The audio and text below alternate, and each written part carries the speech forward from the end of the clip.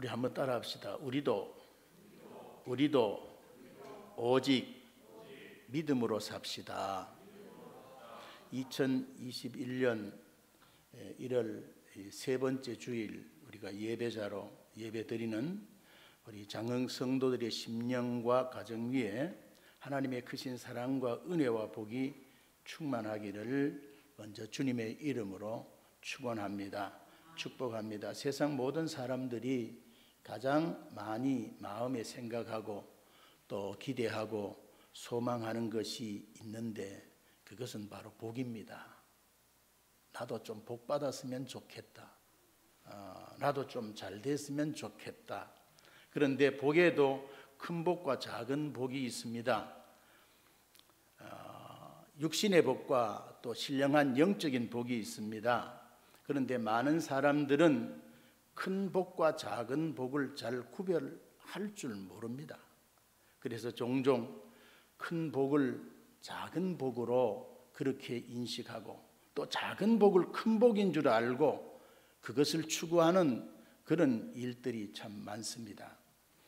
오늘 많은 사람들이 누리기를 원하는 복은 우리가 일반적으로 내가 그래도 세상에 태어나서 사는 날 동안에는 무병장수해야지.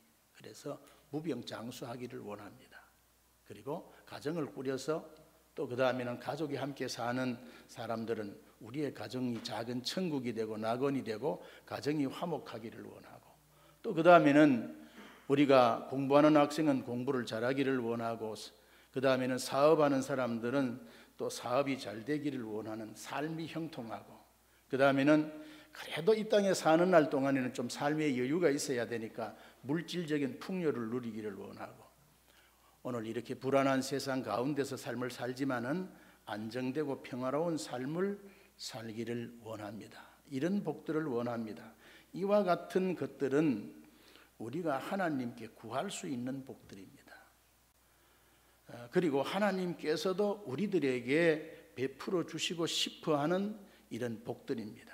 그런데 이것이 우리가 하나님으로부터 받을 수 있는 최고의 복은 아닙니다. 어린 아이들이 구하는 것이 뭘까요? 우리가 자녀들을 키워보다 보면은 또 이제 부모로서 또 할아버지 할머니로서 우리가 이렇게 거두어 키우다 보면은 아이들이 좋아하는 게 있잖아요. 장난감. 요새는 그 장난감 가게에 가보면은 우리 옛날 어른들의 상상을 초월하는 그런 신기한 것들이 참 많습니다. 그런데 값도 굉장히 비쌉니다. 그런데 아이들이 그것을 지나갈 때 부모들을 그냥 두지 않습니다. 손목을 잡고 끌고 들어가서 자기 마음에 맞는 것을 쥐고는 안 놓습니다. 그러면은 할아버지가 돈을 내든지 할머니가 내든지 엄마가 내든지 아빠가 내든지 내야 됩니다. 그냥 아이들은 그것이 최고의 복인 줄 압니다. 또 아이스크림 가게를 지나다 보면은 그걸 좋아하잖아요. 그러니까 달고 시원하고 하니까 그게 최고인 줄 압니다. 어떤 아이는 과자를 좋아하고 어떤 아이는 옷을 좋아하고 등등 그들이 나름대로 좋아하는 것들이 있습니다. 그러나 아이에게 최고의 복은 장난감도 아니고 아이스크림도 아니고 과자도 아니고 간식도 아니고 예쁜 옷도 아닙니다. 누굴까요? 엄마입니다. 엄마. 아빠는 일터리가 하니까 그러지만 엄마입니다. 엄마만 있으면은 어머니만 있으면은 아이에게는 장난감도 아이스크림도 과자도 간식도 옷도 다 그에게 그의 필요를 따라 공급되고 있기 때문입니다. 최고의 복은 여러분들에게 또 상투적으로 들릴지는 모르겠으나 하나님입니다. 우리의 복은 예수님입니다. 예수님의 12제자들과 사도 바울은 자신을 복음을 위하여 택함받은 사도라고 소개하고 평생 이 복음을 위해서 자신의 생명을 걸었던 그런 모습을 볼 수 있습니다. 왜요? 이것이 내 생애, 내 삶의 최고의 복이라고 생각했기 때문입니다. 사도 바울이 복음 전도를 위하여 산을 넘고 또 강과 바다를 건넜잖아요. 그래서 그는 늘 고백하기를 주 예수께 받은 사명 곧 은혜의 복음을 전하는 일을 마치려 하면은 내 생명도 조금도 귀한 것으로 여기지 않노라고 고백과 같이 바울은 이 복음을 위하여 목숨을 건 사람입니다. 그런데 바울이 그토록 전하려고 하였던 이 복음이 과연 무엇인지 여러분 잘 아시지 않습니까? 그것이 바로 예수 그리스도입니다. 복음이 예수입니다. 예수님의 오심과 십자가의 죽음과 부활이 바로 복음 아닙니까? 그래서 바울은 이 로마서 1장 1절 이하에 이렇게 여기에 기록하고 있습니다.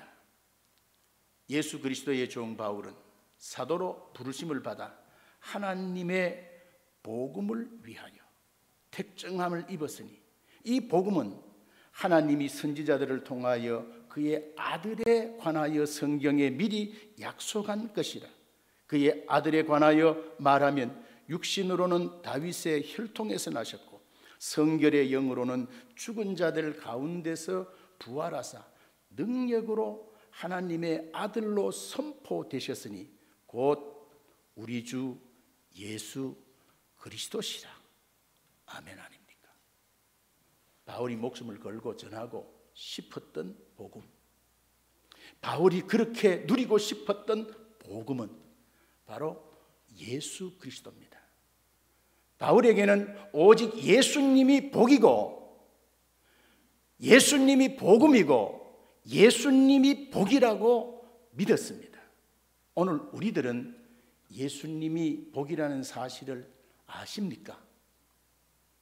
오늘 우리들은 예수님이 그분 자체가 그분 자신이 복이라는 사실을 여러분 믿으십니까? 오늘 우리 모두는 예수 그리스도를 믿는 사람들 아닙니까? 저는 어려서부터 신앙생활을 했습니다. 그리고 신학을 해서 목사가 되었습니다. 그런데도 아직도 제겐 제 자신이 내 자신을 바라볼 때도 믿음이 모험가 같습니다. 이유는 제가 아직도 이 아담의 원죄와 내 스스로 지은 이 자범죄, 내가 죄악된 세상 가운데 죄성을 가진 내가 죄악 가운데 삶을 살다가 보니 보는 것도 듣는 것도 때로는 생각하는 것도 죄악된 것들을 생각할 적이 참 많습니다. 그래서 모든 생각과 감각은 본래 하나님이 창조하셨을 때의 원래 모습에서 많이 왜곡되어져 가고 있습니다. 아니 목사는 저 사람은 목사니까 매일 성경을 읽고 또 성도들에게 뭐 성경을 가르치고 하니까 성자는 아니지만 성자쯤이라고, 저분은 장로님이니까 장로님쯤 됐으니까 그래도 세상 사람과는 다르겠지. 저분은 권사님이고 기도를 많이 하니까 그래도 천사 같겠지.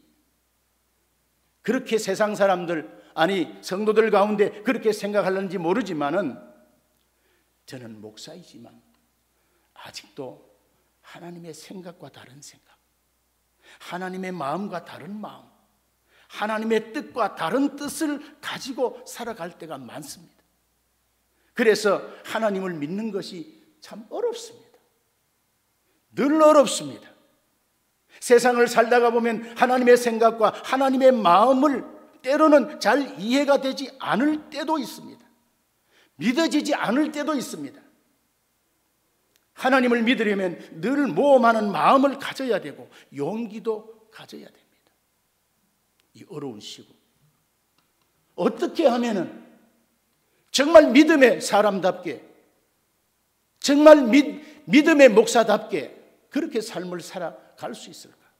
성경 속에 등장하는 수많은 신앙의 그 열사 열조들의 삶을 보면은 그 시대 속에서 어떻게 저렇게 바보스럽게 삶을 살아갈까? 이것이 말씀으로 기록되어서 오늘 이 그들의 삶이 인정이 되고 확정이 되고 오늘 이 시대에 우리가 읽으니까 그분들은 대단하다고 이렇게 아브라함, 모세, 다윗, 여호수아, 다니엘, 이삭 등등 이렇게 박수를 치지만은 우리가 그 시대 속에서 삶을 살 때에 정말 그들처럼 믿음의 삶을 살아갈 수 있었을까?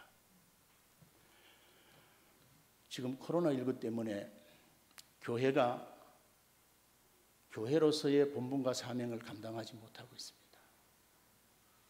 교회는 하나님의 자녀, 하나님의 백성들이 함께 모여 주일마다, 새벽마다, 또 그 다음에는 정한 시간마다 모여서 하나님을 찬양하고 예배를 드려야 되는데, 정말 이 어려운 시국 가운데서 정부가 정한 어떤 그런 시책 때문에 예배를 못 드리고 있습니다. 그래서 대형 교회는 수만 명이, 수만 명이 모임에도 불구하고 20명 이상 모이면 안 된다고 그럽니다. 그래서 저 부산에 가면은 부산 그 세계로 교회는 그 큰 교회가 폐쇄가 됐습니다. 왜 폐쇄를 했느냐? 왜 교회가 20명 이상 모이면 안 된다고 했는데 그렇게 모여서 예배를 드리느냐? 그런데 그 교회는 크기 때문에 아마 전국 가운데서 가장 이 정부가 그 다음에는 명한 그 얘기 규칙대로 가장 예배를 잘 드렸던 교회가 그 교회입니다. 그거는 보통 2m 이상 드리고, 그 다음에 들어올 때부터 손을 씻고, 그 다음에는 그것을 하고, 우리처럼 이렇게 하지 않았어요. 정해진 자리에 거의 그냥 2m, 3m 이상 떨어져 그렇게 앉아서 그래도 수백 명이 모여서 예배를 드렸기 때문에 그 다음에는 예배를 못 드리게 교회를 폐쇄시켜 버렸습니다. 그런데 지난주 그 다음에는 그 교회 상황을 이렇게 이제 유튜브를 통해서 또 그 다음에 이렇게 보니까 오늘 주일은 잔디밭에서, 그 다음에는 이 차를 세우는 주차장에서 예배를 드린다는 겁니다. 그러니까 교회가 폐쇄됐기 때문에 뭐 그거는 주차장도 넓고 교회 뒤에 뭐 옆에 잔디밭도 이제 넓게 있으니까 거기서 오늘 주일 예배를 드린다는 겁니다. 저는 그렇게 못하잖아요. 그런데 그분은 이 시대 가운데서도 그렇게 예배를 드리면서 그 다음에는 이런 믿음으로 삶을 살겠다는 거예요. 그래서 많은 사람들이, 많은 교회들이, 많은 목사들이 어떻게 목사가 교회가 저럴 수 있느냐고 지금 비방하고 비판하는 사람들도 많은 거예요. 과연 하나님이 바라보실 때는 어떤 사람이 믿음의 사람일까? 고민해보지 않을 수 없는 그런 상황입니다. 자, 그럼에도 불구하고 저는 하나님을 믿고 신앙생활하는 것이 이런 어려움 가운데서도 재미있습니다. 정말 우리가 믿음으로 삶을 살아가면은 그때그때 하나님께서 주시는 은혜를 누리고 재미도 맛볼 수 있습니다. 부담감과 불안감이 때로는 불편하기는 하지만은 그것을 무릅쓰고 결단한 믿음의 선택은 언제나 그 결국이 좋았습니다. 그리고 그 선택이 옳았습니다. 믿음의 선택은 언제나 나에게 합력하여 선을 가져다 주셨습니다. 그래서 바울은 로마서 8장 28절에 우리가 알거니와 하나님을 사랑하는 자 곧 그 뜻대로 부르심을 입은 자들에게는 모든 것이 합력하여 선을 이룬다는 거예요. 그래서 성경은 오직 나의 의인은 믿음으로 말미암아 산다라고 말씀합니다. 사랑하는 우리 장흥 성도 여러분, 우리가 믿음으로 산다고 하는 것은 내 뜻대로 살지 않고 하나님의 뜻대로 사는 것을 말합니다. 내 욕심을 이루기 위해서 사는 것이 아니라 하나님의 뜻을 이루기 위해서 사는 것입니다. 이것이 믿음입니다. 내 뜻대로 살고 내 욕심을 이루고 살면 천국이 될 것 같지만 그렇지 않습니다. 하나님의 뜻대로 살아야 천국이 됩니다. 하나님의 뜻대로 살면 우리들의 삶의 자리가 하나님의 나라가 됩니다. 예수님이 가르쳐 주신 주기도문에도 하나님 나라를 구하라고 말씀하셨습니다. 나라가 임하시오며 하나님의 나라를 욕심내야 됩니다. 하나님의 나라를 구해야 됩니다. 이게 무슨 말입니까? 우리가 믿음으로 삶을 산다는 것은 믿음의 주요 온전케 하시는 이인 예수, 그분을 내 마음의 주인으로, 내 마음의 왕좌에 그분을 왕으로 모시고 앉혀서 내가 그분의 다스림, 그분의 통치, 그분의 지배, 그분의 인도를 받는 것을 말하는 겁니다. 예수 믿는 우리 가정은 예수님이 우리 가정의 호주가 되어야 되는 거예요. 예수님이 우리 가정의 주인이 되어야 되는 거예요. 예수 믿는 사람이 경영하는 사업장은 예수님이 그 그룹의 그 회사의 회장님이 되고 사장님이 되어야 되는 거예요. 오늘 바로 그것을 말하는 거예요. 이 세상의 모든 것을 다 얻는다고 하여도 하나님의 나라와는 좋게 비교할 수 없는 거예요. 어린아이가 장난감과 아이스크림과 옷과 모든 것을 다 가진다 할지라도 엄마를 잃어버리면 다 잃어버리는 거예요. 오늘 우리가 이 시대 속의 삶을 살면서 참 믿음 안의 삶을 산다는 것이 어렵습니다. 목사가 이렇게 어려운데 성도들은 얼마나 힘들겠습니까? 오늘 저와 여러분들이 이 자리에 나와 앉아 있다는 것, 이것 자체가 기적입니다.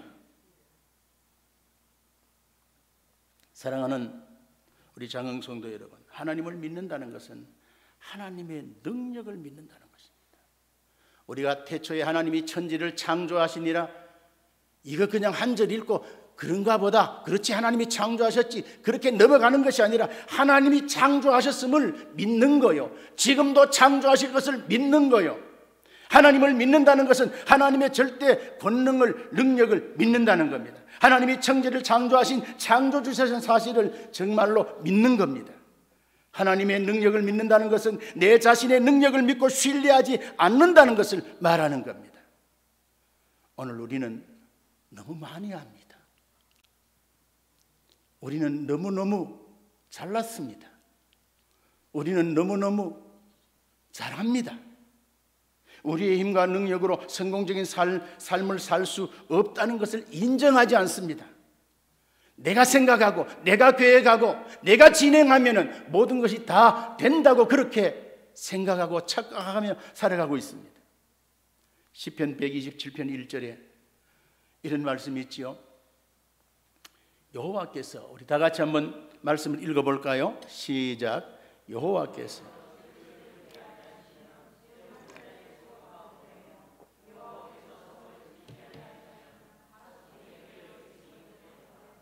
아멘.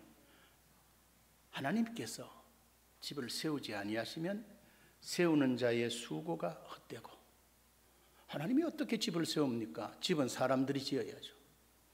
우리 고장로님도 집이 있지만은 집을 또 하나 지어놨어요. 우리 장장로님도 지금 이제 겨울 공사는 좀 힘들 것 같으니까 지금 이제 뭐 봄에 지금 공사를 한다고 지금 허가까지 받아놨습니다. 우리가 내가 집을 짓는다고 우리는 생각하죠. 그런데 성경은 여호와께서 집을 세우지 아니하시면 세우는 자의 모든 수고가 헛되다는 거예요. 우리는 국방을 우리가 지킨다고, 우리 가정을 우리가 지킨다고, 내가 가장으로서 내 가정을 지킨다고 생각합니다. 그러나 여호와께서 지키지 아니하시면 파수꾼의 경성함이 헛되도다라고 말씀을 하고 있습니다. 자신의 인생을 자신의 힘으로 살려고 하지 않고 오직 하나님의 은혜로, 하나님의 힘으로 살려고 하는 것이, 이게 믿음입니다. 자, 오늘 본문으로 돌아왔어요. 오늘 이 본문 이야기는 우리 모두가 너무너무 잘 아는 말씀 아닙니까? 마태복음 15장 21절에서 28절에 기록된 말씀은 우리가 많이 읽고 또 듣고 또 우리 나름대로 묵상하고 그래왔던 말씀입니다. 여기에 등장하는, 여기에 보면은 이 두로와 시돈 지방의 예수님이 제자들과 가셨는데, 그게 가나안 여자 하나가 그 지경에서 살았다는 겁니다. 그런데 여기 보면은 이 여인의 딸이 귀신이 들렸대요. 여기 딸이 흉악한 귀신에 들렸다는 말은 사람의 힘으로는 이 딸의 문제를 어떻게 해결할 방법이 없다는 것을 뜻하지 않습니까? 그런데 이방인인 이 가나안 여인에게는 하나의 작은 믿음이 있었습니다. 누구로 통해서 들었는지는 모르지만은 예수님에 대한 소문을 들었습니다. 그분은 출인자들에게는 먹을 것도 먹여주시고, 그 다음에는 병든 자들은 고쳐주시고, 삶에 힘들어하는 자들은 그분의 말씀을 들으면 위로를 받고 새로운 소망을 갖게 된다는 겁니다. 그래서 예수님이 마침 이곳에 오셨어요. 자기들이 사는 그 동네 가까이. 그렇다면 내 문제, 내 딸의 문제는 이분에게 가지고 나가면은 해결이 되겠구나. 그런데 이 믿음이 생긴 거예요. 로마서 10장 17절에 보면은 믿음은 들음에서 난대요. 들음은 그리스도의 말씀으로 말미암는데요. 그러니까 우리가 복음 전도를 해야 되는 것은, 믿지 않는 사람들에게 예수 이야기를 해야 되는 것은, 믿음은 들음에서 난다는 거예요. 우리가 설교를 듣다가 보면은, 말씀을 듣다가 보면은 그렇지, 깨닫게 되는 거예요. 그런데 어떤 말씀이냐? 예수 그리스도. 예수 그리스도. 들음은 그리스도의 말씀으로 말미암는데요. 그래서 말씀을 들으면은 믿음이 생긴대요. 그래서 우리가 말씀을 읽어야 됩니다. 그래서 주일 예배에 참석해서 함께 말씀 읽고 설교를 들어야 됩니다. 여러분 일주일 말씀 안 듣고, 말씀 안 보고 안 듣고, 한 달 예배 빠지고 1년 예배 빠져보세요. 믿기 이전의 모습으로 다 돌아갑니다. 그래도 힘들고 어려워도 주일날마다 이 자리에 나와서 함께 찬송하고 함께 기도하고 함께 말씀 읽고 함께 설교 들으면은 맞아, 그렇지, 그런 거야. 믿음이 생기는 거예요. 오늘 이 여인이 어디서 들었는지는 모르지만은 예수님의 이야기를 들은 거예요. 예수님의 복음을 들은 거예요. 그래서 생각하는 가운데, 그렇다면 내가 이분을 만나야 되겠다. 이분에게 나가야 되겠다. 그래서 이 하나의 작은 믿음이 생겼어요. 그 여인의 그 마음에 작은 믿음이 싹이 났어요. 사람으로서는 할 수 없어도 하나님이신 예수님이시라면 능히 딸의 문제를 해결해 주실 수 있다는 그 믿음이 있었습니다. 그래서 그 여인은 예수님에게로 달려가서 매달렸습니다. 예수님께서 그 가나안 여인의 믿음을 시험해 보시기 위하여 마음에도 없는 말씀을 하십니다. 그것은 어찌 자녀의 떡을 취해서 개에게 주는 것이 마땅하겠느냐? 그럴 수 없지 않느냐? 그것은 참으로 엄청난 그런 모욕적인 말씀이고 폭언입니다. 너 개 같은 여자야. 그런데 어떻게 내가 지금 이 선민 이들에게 전할 복음을, 능력을 너희에게 줄 수 있겠니? 그 말 아닙니까? 오늘 본문에 등장하는 가나안 여인의 믿음은 보통 믿음이었으면, 이런 모욕적인 말을 들었으면 예수님께 대한 믿음이 흔들릴 수도 있습니다. 목사는요, 참 말조심을 많이 해야 되는데, 그냥 성도들하고도 그냥 그저 목사는 사심 없이 그냥 좀 가깝다고 믿는다고 이렇게 한마디 던진 것이 시험 받아가지고 교회를 떠나는 그런 경우도 있어요. 예수님이 이런 강한 어조로 말씀을 하셨으니 이 여인이 시험을 받았다면 10번도 더 받았고 상처를 받았다면 100번도 더 받지 않았겠습니까? 그런데 보세요. 가나안 여인의 대답은 정말 명언을 남깁니다. 개도 주인의 상에서 떨어지는 부스러기를 먹습니다. 예수님, 개에게 주는 부스러기라도 좀 주면 안 되겠습니까? 그 부스러기만으로도 내 딸은 충분히 살아날 수 있습니다. 이 말 아닙니까? 그와 같은 이 명언이 바로 믿음에서 나온 거예요. 예수님이 이 여인의 믿음을 바라본 거예요. 바라본 것에 그치지 않고 뭐라고 칭찬합니까? 내 믿음이 크도다. 우리 다 같이 한번, 내 믿음이 크도다. 여러분의 믿음이 크도다. 오늘 이 자리에 앉아 있다는 그 이 자체가 여러분들에게는 믿음이 큰 거예요. 보통 믿음은 이 자리에 못 나오는 거예요. 그러면서 주님께서 또 주시는 축복이 뭡니까? 믿음이 크다 그러고 끝냈습니까? 내 무엇대로 될지어다 소원대로 될지어다. 이 여인의 소원이 뭡니까? 여러분의 소원이 뭡니까? 오늘 저와 여러분들이 이 자리에 나왔다는 것은 믿음이 큰 겁니다. 들리지 않는 세미한 주님의 음성을 들을 수 있게 되기를 주님의 이름으로 축원합니다. 장로님, 권사님, 집사님, 여러분들의 믿음이 크도다. 그러면 그 뒤에 반드시 그림자처럼 따라오는 것이 뭡니까? 내 소원대로 뭐 할지어다? 될지어다. 여러분의 소원대로 될지어다. 그렇게 되기를 주님의 이름으로 축원합니다. 믿음대로 되는 것은 믿음의 사람이 받는 최고의 복입니다. 성경 속에 오늘 이 여인의 이야기만 아니라 이런 이야기들이 수도 없이 기록되어 있잖아요. 민수기 13장 14장에 보면은 12명의 정탐꾼들이 가나안 땅에 정탐하러 가잖아요. 바다를 건넜으니까 광야길을 지나서 이제 그들이 하나님과 언약한 그 땅을 바라보면서 이제 모세가 각 지파 가운데 잘나고 똑똑하고 힘있고 그런 아주 최고의 멤버들을 뽑아가지고 너 가나안 땅 가서 한번 어떤지 한번 보고 와. 12명이 갔습니다. 12명이 갔습니다. 그런데 보세요.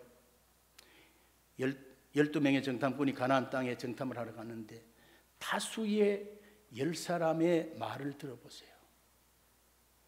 절대로 안 됩니다. 절대로 못 갑니다. 이건 말이 안 됩니다.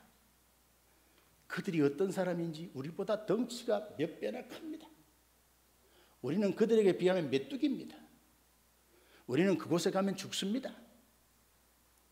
하나님이 약속하신, 하나님이 주시겠다고 언약하신 땅인데 안 된다는 거예요. 우리는 그거 못 받겠다니. 하나님께서 막 축복의 보따리를 들고 와서 우리에게 안겨, 나는 이거 받으면 그냥 여기에 그냥 찡겨, 경상도 말이고 여기에 그냥 눌려 죽는다는 거예요. 주시는 복을 그래서 못 받겠다는 거예요. 못 받겠다는 거예요. 그런데 보세요. 함께 간 두 사람 누굽니까? 여호수아와 갈렙. 긍정적인 믿음의 사람, 믿음의 말을 하죠. 저들이 하는 말과 똑같이 과연 적과 꿀이 흐르는 땅입니다. 그러나 하나님께서 함께 하시면 등이 이길 수 있습니다.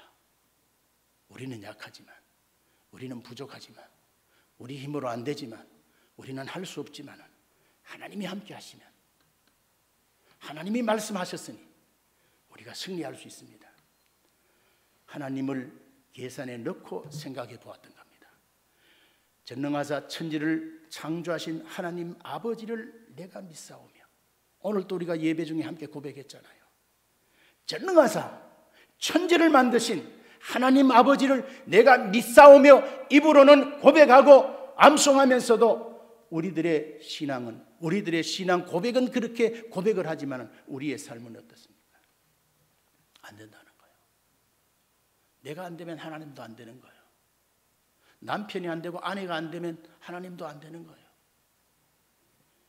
이게 믿음 없는 사람들의 삶의 모습입니다.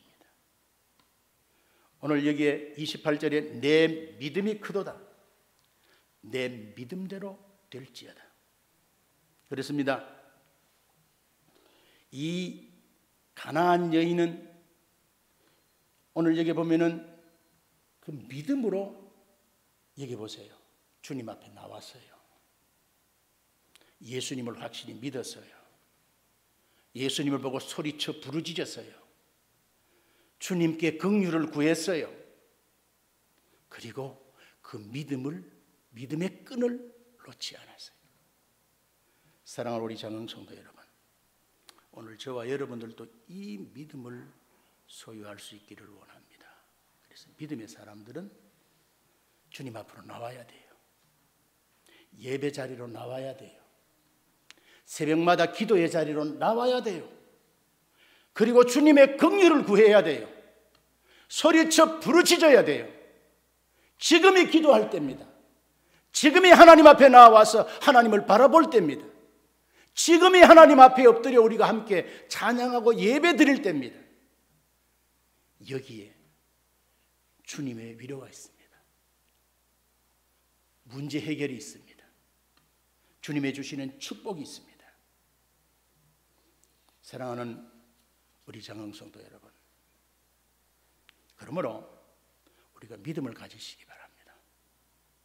예수님이 이 부족한 배목사를 통해서 배목사야 내 믿음이 크도다라고 그 칭찬이 가나안 여인에게 하셨던 그 주님의 그 음성이 오늘 이 배목사에게 하시기를, 그 음성을 제가 듣기를 원합니다. 오늘 예배드리는 우리 장로님, 우리 권사님, 우리 집사님, 우리 성도, 우리 청년 학생들 모두가 오늘 내 믿음이 크도다, 2021년도에 이 주님의 음성을 오늘 저와 여러분들이 들을 수 있게 되기를 주님의 이름으로 축원합니다. 하나님의 뜻이라면, 내가 해야 할 일이면 먼저 저지르시기 바랍니다. 그리하여 하나님의 힘과 능력으로 승리하는 장흥 성도들이 다 되시기를 주님의 이름으로 축원합니다. 우리가 새로운 한 해를 시작하고 이제 벌써 보름이 지났어요. 이번이 오늘이 세 번째 주일 아닙니까? 이 새로운 한 해를 시작한 벌써 이제 한 달이 거의 다 지나가는 거예요. 오늘 저의 관심은 믿음입니다. 오직 믿음입니다. 하나님에게 내 믿음이 크도다라고 하는 칭찬받는 그런 삶을 저는 이 안에 살기를 소망하고, 또 우리 모든 성도들도 그런 삶을 살아갈 수 있게 되기를 주님의 이름으로 축원합니다. 그래서 우리 장흥교회는 예수님을 닮은 교회, 우리 모두는 예수님을 닮는 목사, 장로님, 권사님, 집사님, 우리 성도들이 다 되시기를 주님의 이름으로 축원합니다. 축복합니다.